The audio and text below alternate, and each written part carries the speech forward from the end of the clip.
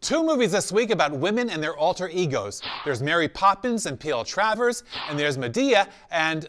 oh yeah. Anyway, are this week's movies worth your time and money? Let's find out.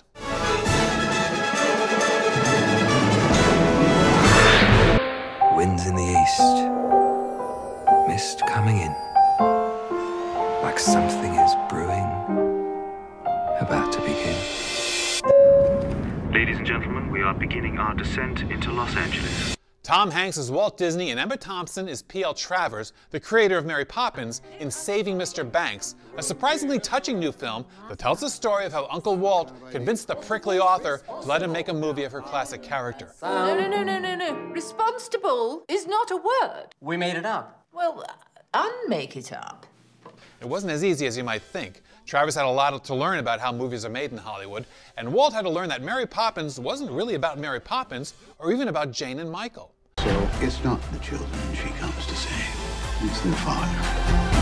It's your father. Of course, if you're one of the 24 people in this country who have never seen Mary Poppins, now's the time to hop to it. Spit spot.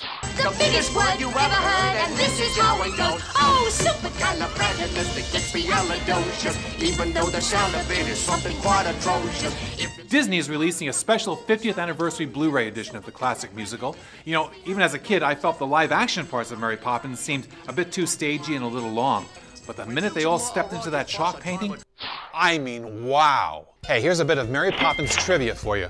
While Julie Andrews sings Feed the Birds, which was Walt Disney's favorite song, by the way, we see an old lady sitting on the steps of St. Paul's feeding the birds. Do you know what Oscar-winning actress that is? I'll tell you at the end of the show. We are gonna get it right, are we? We are gonna find the light! there's something very Goodfellas about David O. Russell's new movie American Hustle. And not just because Jeremy Renner's hair looks just like Joe Pesci's. Christian Bale and Amy Adams play a pair of con artists who find themselves up to their necks in the New Jersey mob. Russell brought us Silver Linings Playbook and The Fighter, so he knows how to bring middle-class edge to his stories. I think we should all hustle down to the theater and see American Hustle. Does Santa really work in the North Pole?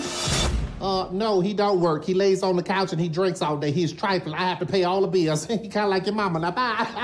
Next. You know, Tyler Perry's been playing the outrageous matriarch Madea on screen for more than a decade now, and every one of those films has been box office gold. For his fans, Tyler Perry is the funniest woman in the movies since Carole Lombard. So maybe Tyler Perry's A Madea Christmas is the perfect opportunity for the rest of us to give Perry and Madea one more chance. Now, what kind of Christmas present is that? And I'll get back to you on that. Well, those are this week's movies. Thanks for those likes and shares, and keep the comments coming.